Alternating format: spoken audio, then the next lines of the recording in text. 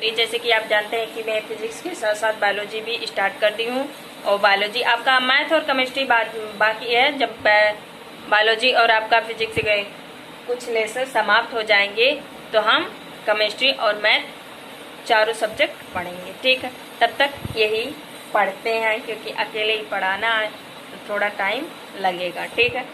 तो आज की जैसे कि हम जानते हैं बायोलॉजी का पहला चैप्टर हम लोग पढ़ रहे थे, क्या लें, जीव में जनन, जो कि हम बहुत अच्छे तरीके से वो चैप्टर पढ़कर समाप्त कर दिए, ठीक है। नोट्स आपको पीडीएफ में मिल जाएगा, उसे नोट्स की टेंशन मत करिए, ठीक है। आपको फ्री में मेहनत करके, फ्री में वीडियो नोट्स सब मेहनत करके बनाकर दे रहे हो, तो आपका भी फर्ज बनता है कि वीडियो को प्लीज़ लाइक किया जाता है एक लाइक करने में। तो प्लीज़ वीडियो को यदि पसंद आए तो प्लीज़ उसको लाइक, सब्सक्राइब और शेयर जरूर करिएगा, ठीक है। तो हम पहला चैप्टर आपका समाप्त कर चुके हैं। क्या नाम है पहले चैप्टर का? पहले जीवों में जनन आपका जो चैप्टर है वो आपका समाप्त हो गया। आज हम दूसरा चैप्टर स्टार्ट करने वाले हैं। दूसरा चैप्टर का क्या नाम है? पुष्पिपाद्मों में लैंगिक जनन यानी सेक्सुअल रिप्रोडक्शन यानी फ्लावरिंग प्लांट्स, ठीक है। Sexual reproduction is flowering plants यानी तो पुष्प में लैंगिक जनन, जैसे कि पौधा, जड़, तना, फूल, 5 भाग होते हैं, जड़, तना, फूल, पत्ती। उसका लैंगिक अंग कौन सा होता है ये आप हम बताएंगे। लैंगिक जनन क्या होता है आपका बाबू? पुष्प होती है, ठीक है। तो पुष्प के बारे में हमें जानना जरूरी है कि नहीं जरूरी है? जरूरी है। तो पहले हम पुष्प की संरचना के बारे में उसके हर भाग पढ़ेंगे, ठीक है, कि किसका क्या मतलब होता है उसको पहले जानेंगे, फिर उसके एक एक भाग को डिवाइड करके हम उसको अच्छे तरीके से पढ़ेंगे, ठीक है। तो चलिए स्टार्ट करते हैं कि पुष्प की संरचना क्या होती है, यानी स्ट्रक्चर फ्लावर्स क्या होते हैं, ठीक है।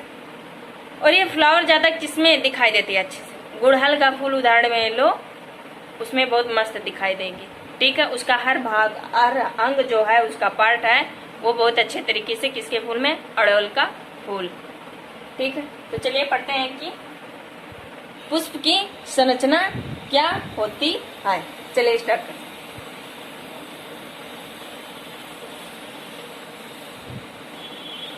वैसे भी आपसे सुंदर नहीं बना पाएंगे, लेकिन बनाने की कोशिश करेंगे।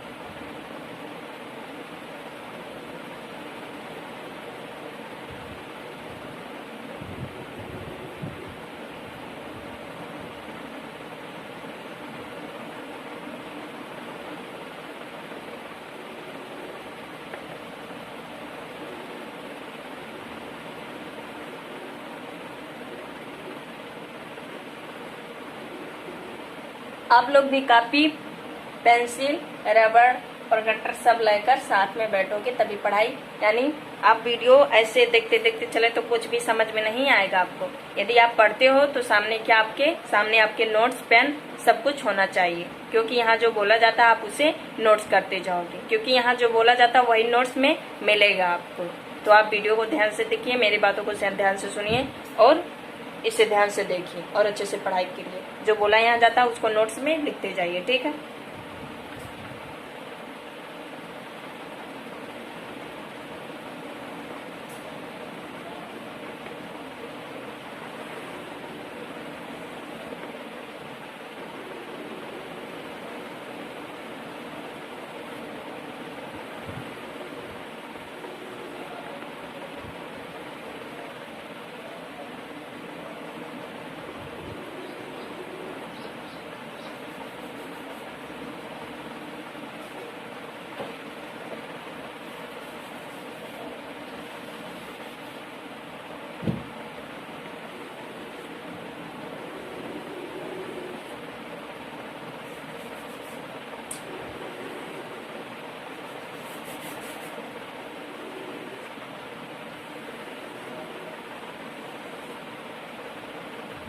यहाँ जगह थोड़ा पड़ जा रहा है इसलिए दिक्कत होगी।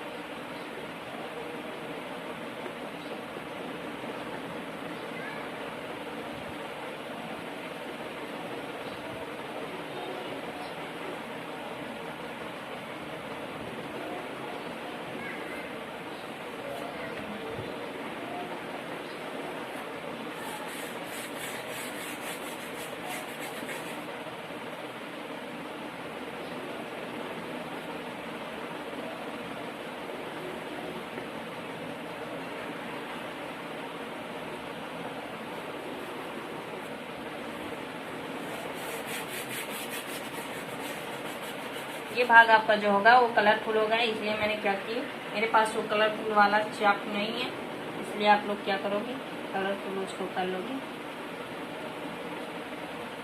मेरे पास जो है मैं उसे यूज कर रही हूँ, ठीक है।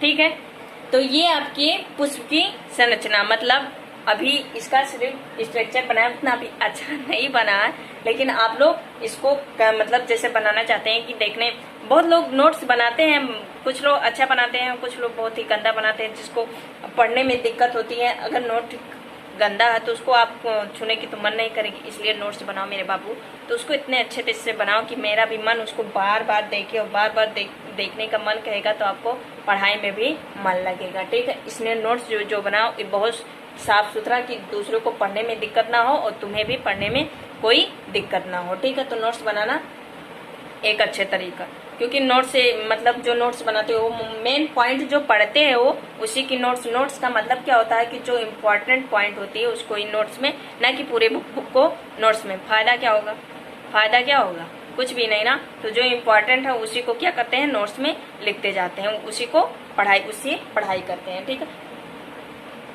उसके बाद ये संरचना, अब इस फिगर को आप देख रहे हो, अब इसके हम नाम जानेंगे कि इसके कौन कौन सा भाग का क्या क्या नाम है, ठीक है।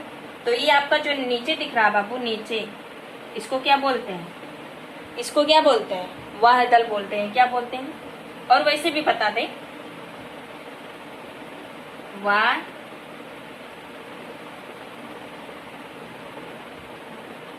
दल, एक को बोलेंगे वाह दल, और उसमें गुड़हल के फूल में नीचे हरे कलर का लगा नहीं होता है, गुड़हल के फूल के नीचे की तरह ऐसे किनारों से 5 ऐसे होती नहीं है, उसी को क्या बोलते हैं, हरे कलर की होती है, नीचे लगी होती है गुड़हल की, उसी को क्या बोलते हैं, वायदल। वायदल मतलब उसको क्या बोलते हैं, वायदल।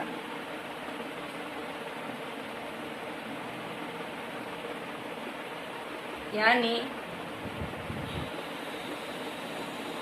सेपल, एक को तो मैंने बताया कि वायदल बोलेंगे यानी सेपल बोलेंगे, और उस यानी जो पूरे आपके होंगे हर एक कलर के कम होंगे, उस पूरे को क्या बोलेंगे, वायदल पुंज। क्या बोलेंगे, वायदल पुंज।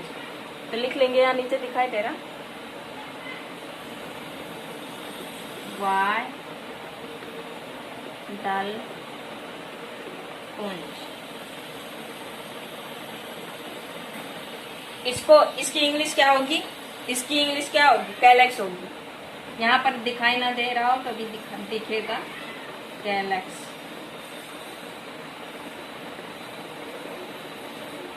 दिखाई दे रही है, आई होप आपको दिखाई दे रही है। इस बाबू हरे कलर को हम क्या बोलते हैं, वायदल। एक को वायदल बोलते हैं, यानी एक को सेपल बोलते हैं, लेकिन पूरे हरे कलर का जो नीचे पंखुड़ी के नीचे लगी होती है उसको क्या बोलते हैं, वायदल पुंज। पूरे को क्या बोलते हैं, वायदल पुंज यानी कैलेक्स बोलते हैं। और ये जो गुड़हल में रंगीन कलर का होता है, हल्का पिंक कलर का, उसको क्या बोलते हैं, उसको पेटल बोलते हैं, यानी दल बोलते हैं। क्या बोलते हैं, दल। एक को तो दल बोलेंगे, लेकिन पूरे को क्या बोलेंगे, जैसे इसके एक भाग को हमने वायदल दिया और पूरे भाग को क्या कहा, वायदल पुंज। ऐसे इसको दल पुंज, पूरे को क्या बोलेंगे, दल पुंज। दल पुंज।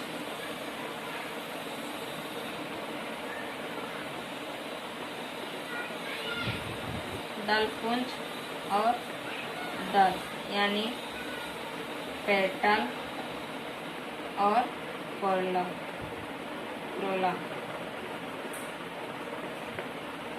इतनी बात आपको दिखाई दी। फिर ये हो गया वायदल पुंज। हरे कलर के पूरे संरचना को क्या बोलते हैं? वायदल पुंज बोलते हैं यानी कैलेक्स बोलते हैं। उसकी किसी एक पार्ट को वायदल बोलते हैं जिसे हम सेपल कहते हैं। जो रंगीन कलर का होता है उसे दल्प होते हैं यानी पेटल बोलते हैं। पूरे जो पूरा होता है आपका रंगीन कलर का उसको दलपुंज बोलते हैं यानी कोरोला बोलते हैं। अब इस भाग को क्या बोलेंगे? इस भाग को क्या बोलेंगे? ये जो आपकी डंठल की तरह देख रही है इसको हम क्या बोलेंगे बाबू? पुमंग। क्या बोलेंगे?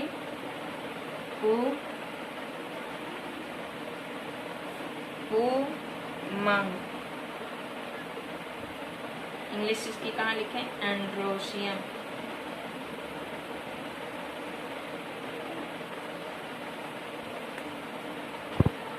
ये आपका क्या होगा? पुमंग होगा। यानी ये जो डंठल आपका दिख रहा है पुमंग, पूरे को हम क्या बोलेंगे? पुमंग। लेकिन किसी एक को क्या बोलेंगे? पुंकेश्वर। यानी पूरे 1 2 3 ऐसे बहुत सारे हैं तो उसको क्या बोलेंगे? पुमंग। और इसी की इंग्लिश क्या होती है? एंड्रोसियम। फिर उसके एक भाग को हम क्या बोलेंगे? पुंकेश्वर। क्या बोलेंगे?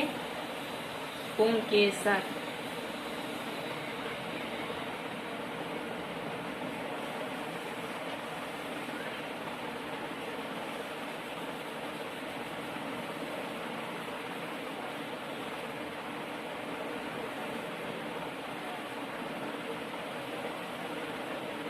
पुष्प की संरचना।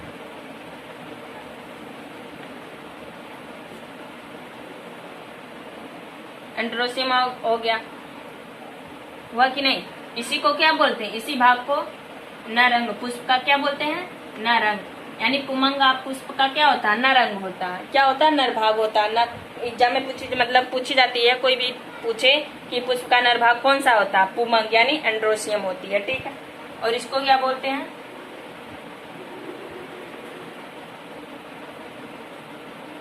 इसको क्या बोलते हैं? इसको बोलते हैं जयांग यानी गैनोसियम। क्या बोलते हैं? GYNOCM। जयांग बोलते हैं। इसको क्या बोलते हैं? जयांग बोलते हैं। यही जयांग यानी गैनोसियम क्या है? आपका मादा अंग है। क्या है? मादा अंग। क्या होता है? मादा भाग होता है। इसी किसी पूरे को तो क्या बोलेंगे? जयांग। लेकिन किसी एक को क्या कहते हैं? स्त्री केसर। क्या बोलते हैं? स्त्री केसर यानी पिस्टिल। ठीक है। हिंदी बात क्लियर। पुष्प की संरचना एक बार और समझा दे रही हूँ। ठीक है कि देखिए ये जो नीचे कलर है हरे कलर का आपको स्ट्रक्चर दिखाई नहीं देगा, उसी को हम क्या बोलते हैं बाबू? पूरे को वायदल पुंज बोलते हैं। ठीक है। वायदल पुंज यानी कैलेक्स। किसी एक को हम लेंगे तो उसे वायदल बोलेंगे यानी सेपल बोलेंगे। और जो रंगीन कलर का होता है गुड़हल में, जो रंगीन कलर का फ्लावर होती है यानी पिंक कलर का, उसको बोलते हैं दल। किसी एक को बोलेंगे दल और पूरे को क्या बोलेंगे? दल पुंज यानी कोरोला। और एक को बोलेंगे पेटल। ठीक है। उसमें जो ऐसे डंठल की तरह बीच में निकली होती है गुड़हल के, आप देखोगे उसे ध्यान से तो आपको दिखाई देगा। जाकर घर पे मतलब जब घर पे होना तो वहाँ देखना गुड़हल के फूल में यही स्ट्रक्चर आपको दिखाई देगी। ठीक है। तो इसके जो डंठल की तरह दिखी होगी उसे हम क्या बोलते हैं? पुमंग बोलते हैं। क्या बोलते हैं? पुमंग यानी एंड्रोसियम बोलते हैं। ये पुमंग क्या होता है? पुष्प का नरंग होता है। पुष्प का क्या होता है? नरंग होता है। और ये आपको जो स्ट्रक्चर दिखाई दे रही है बीच वाला भाग वो जयांग होता है जिसे हम गैनोसियम कहते हैं। ये पुष्प का मादा अंग होता है। ठीक है। और इसे किसी एक को कहते हैं स्त्री केसर यानी पिस्टिल बोलते हैं इसे। ठीक है। तो इतनी बात क्लियर। यानी पुष्प की सहायक चक्र कितनी हुई? सहायक चक्र कितनी हुई? यानी चक्र की संख्या कितनी हुई? 4। देखिए, एक तो वाय दल पुंज हुआ, एक दल पुंज हुआ, एक पुमंग हुआ और एक जयांग हुआ। तो इतनी बात क्लियर कि सहायक अंक कितने हुए? वाय दल पुंज, पुमंग और जयांग। ठीक है, तो इतनी बात आपको समझ में आई। अब जगह थोड़ा बचने की वजह से हम सहायक चक्र कहाँ से लिखवाएं? ठीक है, तो आशा करती हूँ कि आपको ये स्ट्रक्चर मतलब उसके पार्ट को समझ में आया। अब कैसे क्या होगा आगे हम डिटेल में पढ़ेंगे। ठीक है, कि कैसे आप नर अंग वाला भाग और मादा आला अंग भाग आपस में फ्यूजन करते हैं, यानी संलयित होते हैं और एक नए पौधे का निर्माण करते हैं। ठीक है, वो हम आगे डिटेल में पढ़ने वाले हैं। तो यदि इसे उतारना चाहे तो उतारें। और यहाँ ऊपर लिख देते हैं, इसको मिटा दें, लिख लेना सहायक चक्र।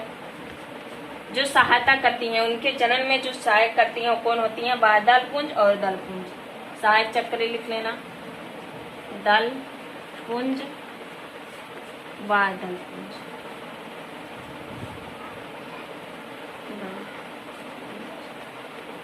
और जो आवेशक चक्र होंगी, यानी 4 चक्र होती हैं, 2 सहायक और 2 आवश्यक। आवश्यक चक्र का मतलब होता है कि जो अपने से एक नए पौधे का निर्माण कर दे। ठीक है, तो आवश्यक चक्र जो होंगी नर अंग होंगी और मादा, यानी जयांग और पुमंग। इतनी बात क्लियर? यानी पुष्प की कितनी चक्र हुई? 4 चक्र। कौन कौन से? 2 तो सहायक चक्र होंगी और 2 आवश्यक चक्र होंगी। यानी जो सहायक चक्र होंगी जनन में उसके लैंगिक जनन में मदद करेंगी, वो सहायक चक्र होंगी वाय दल पुंज और दल पुंज होंगी। ठीक है, वाय दल पुंज और दल पुंज होंगी। और आवश्यक चक्र जिसकी सहायता से नए पौधे का निर्माण होगा, यानी जयांग और पुमंग। कितनी बात क्लियर पुष्प की? यदि आप फिगर बनाना चाहते हैं तो बना लें, उसके बाद हम आगे बढ़ते हैं कि कैसे लैंगिक जनन ये करेंगे।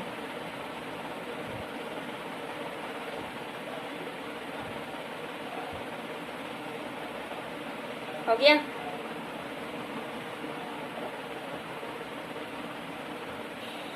तो ये सहायक चक्र आप लिखें, ये आपका हो गया। अब क्या होगा?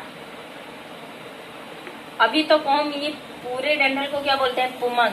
लेकिन किसी एक को लेंगे तो उसको क्या बोलेंगे? पुंकेसर। क्या बोलेंगे बाबू? पुंकेसर।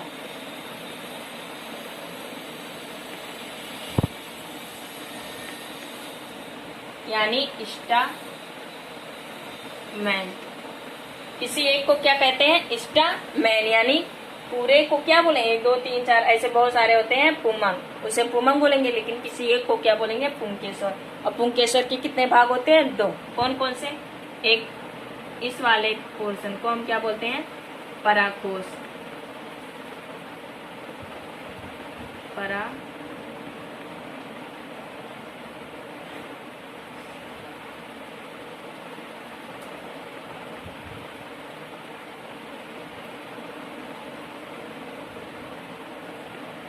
यहाँ आएगा नहीं,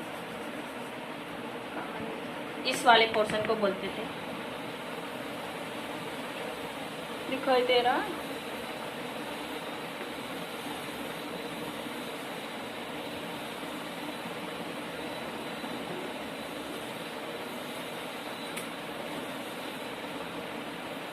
पराकोश।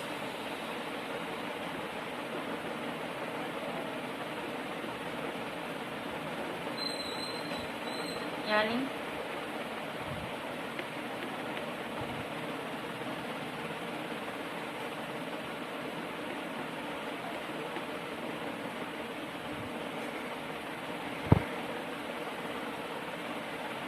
कितनी बात क्लियर आपको समझ में आई कि इसको पूरे को हम बोलते हैं पुमंग। उसके किसी एक को लेंगे तो उसे बोलेंगे पुंकेसर इंस्टामेन।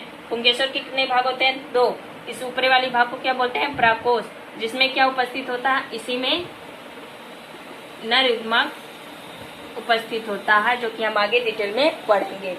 ठीक है, और उसके इस वाले डंठल वाले या निचले वाले भाग को क्या बोलेंगे?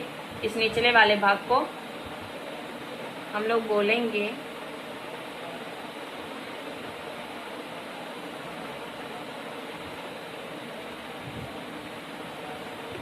प्रकोष्ठ और पुतंत्र, यानी फिलामेंट।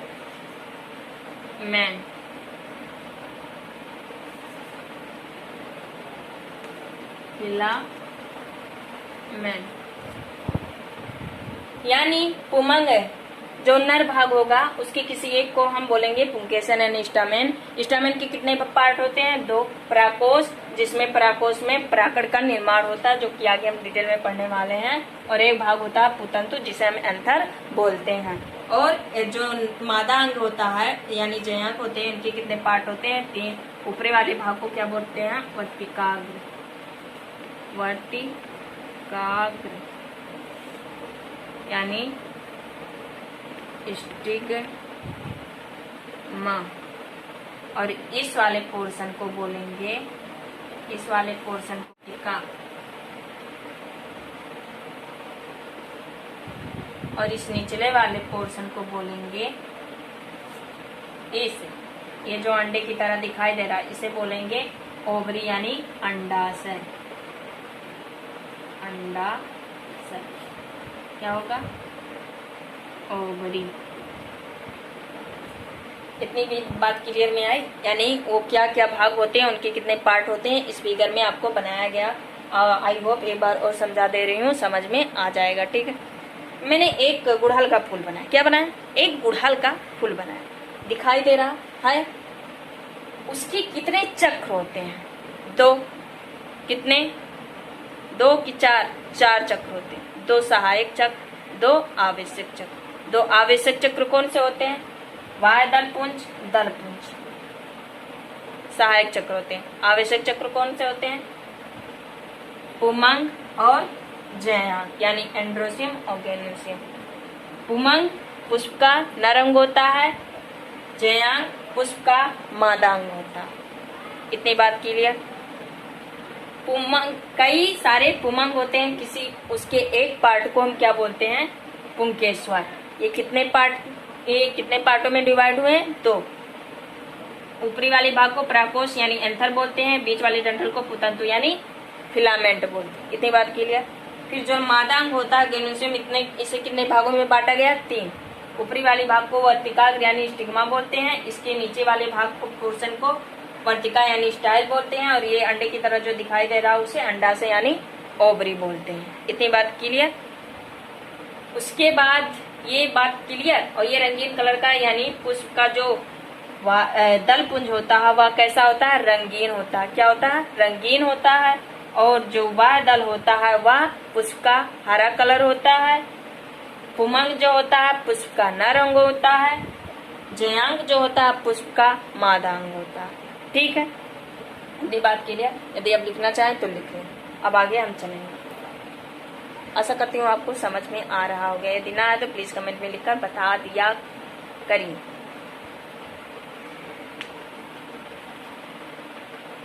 तो हो गया?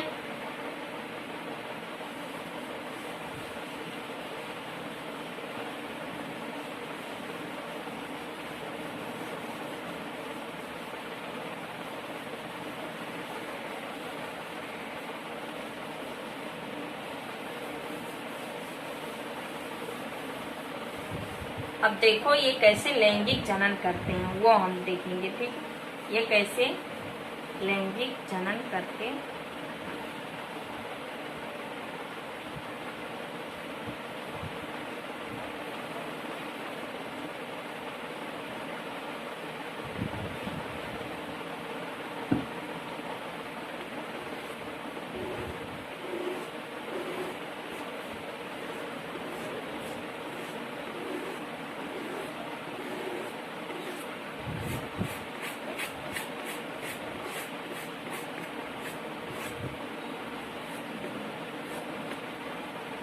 तो ये हो गई।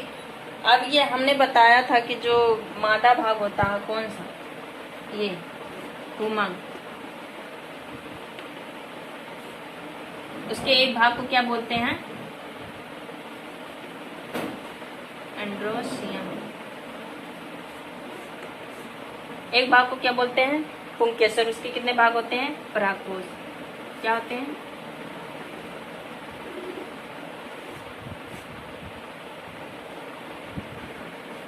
इसको क्या बोलते हैं? परागकोश यानी एंथर।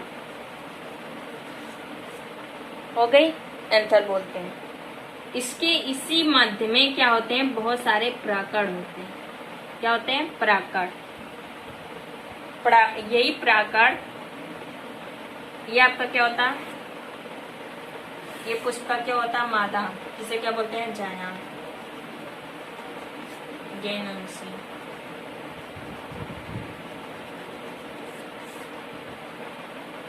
और इसको क्या बोलते हैं? वर्तिकाग्र। वर्तिकाग्र यानी स्टिग्मा। स्टिग्मा। अब यहाँ देखना, और इसे बोलते हैं ओवरी। क्या बोलते हैं? कहाँ गई?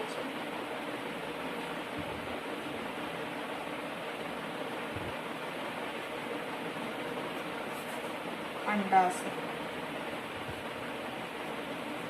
इसी अंडाशय के बीच ये वाला जो पोर्शन आपको दिखाई दे रहा है, इसे बोलते हैं बीजांड। क्या बोलते हैं?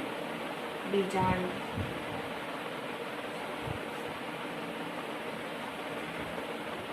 ओव्यूल्स। ठीक है, ओव्यूल्स यानी ये बीजांड होते हैं। क्या होते हैं? बीजांड होते हैं। ये वर्तिका। अब क्या होगा? अब देखिए, लैंगिक जनन में क्या होता है? लैंगिक जनन में होता है कि नर व मादा भाग आपस में क्या होते हैं? संलयित होकर किसका निर्माण करते हैं? युग्मनज।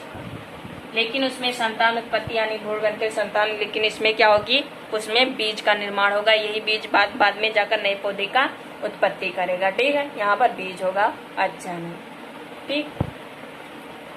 तो अब ये हो गया। जब ये भाग मैंने डिटेल में अच्छे तरीके से बताई थी, अब नहीं बताऊंगी। ठीक है, एक बार नहीं, मैंने 2-3 बार बताई थी। अब क्या होगा? लैंगिक जनन में कौन सा पोर्शन होगा वो हम पढ़ेंगे। ये पुष्प का जो परागकोश भाग होता है, इसी में क्या होता है? पराकण होता है। पराकण होता कि नहीं? और ये पुमंग क्या होता है? नर भाग होता। इसी परागकोश में नर युग्मक होता। क्या होता है? नर युग्मक। और यह पराकण होता है। ठीक है, ये परागजट या पुष्प का जो परागकोश होता है परिपक्व हो जाता है, यानी पूर्ण रूप से परिपक्व हो जाता है, तो वह क्या होता है? फट जाता है। क्या होता है? फट जाता है। ये फट जाता, और फट से जैसे फटा, इसके पराकण निकल कर कहाँ आए? इसके वर्तिकाग्र पे आए। कहाँ आए? वर्तिकाग्र पे आए। इतनी बात समझ में आई कि पुष्प का जब परागकोश परिपूर्ण रूप से परिपक्व हो जाता है तो वह फट जाता है, जिसके कारण वह जो पराकण होते हैं वायु के माध्यम से, मनुष्य के माध्यम से, कीट के माध्यम से, जल के माध्यम से क्या करता है? यह पराकण इसके ज्या के पहले वाले भाग यानी ऊपरी वाले भाग वर्तिकाग्र यानी स्टिग्मा के ऊपर आ जाती है। ठीक है, और यहाँ एक पराग नलिका बना लेती है। क्या? पराग नलिका। पराग नली क्या बना लेती है? पराग नलिका बना लेती है। और ये पराग नलिका जाकर कहाँ मिली है? बीजांड में मिली है। कहाँ मिली है? इस बीजांड में। ठीक है, और इसी बीजांड के अंदर क्या होता है?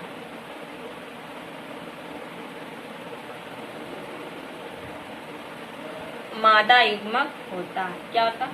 मादा युग्मक। और इसी परागकण के अंदर नर युग्मक होता कि नहीं? जब ये पराग नलिका बनाकर इस बीजांड में प्रवेश करेंगी तो यहाँ मादा यानी मादा भाग उपस्थित है, और नर यहाँ से निकल के आए तो नर और मादा आपस में फ्यूज करके नए बीज का निर्माण करेंगे कि नहीं करेंगे? करेंगे। फिर एक नए संतान की मतलब नए पौधे की उत्पत्ति हो जाएगी। इतनी बात क्लियर कि जब यहाँ परागकोश परिपक्व हो जाती है तो यहाँ से पराकण कीट या मनुष्य, वायु, जल किसी के माध्यम से ये निकल कर किसके जयांग के वर्तिकाग्र पर पहुंचती है और एक परागनलिका का निर्माण करती है। ये परागनलिका जाकर मिली है किससे, बीजांड से। बीजांड के अंदर हम जानते हैं नर युग्मक मादा युग्मक उपस्थित रहता है, क्योंकि जयांग पुष्प का क्या है, मादा भाग है, तो इसलिए उसके बीजांड के मध्य में मादा युग्मक उपस्थित होता है। और यहाँ से परागण निकल के आते हैं, परागण में नर युग्मक उपस्थित रहता है। जब यहाँ ये परागनलिका बनाकर इसमें आते हैं तो दोनों आपस में संलयित करके एक नए पुष्प की निर्माण करते हैं, एक नए पौधे। इतनी बात की है। अब हम क्या पढ़ेंगे, एक एक भाग, यानी इसका नर भाग पढ़ेंगे, फिर मादा भाग पढ़ेंगे डिटेल में, ठीक है। तो यदि आप लिखना चाहें तो लिख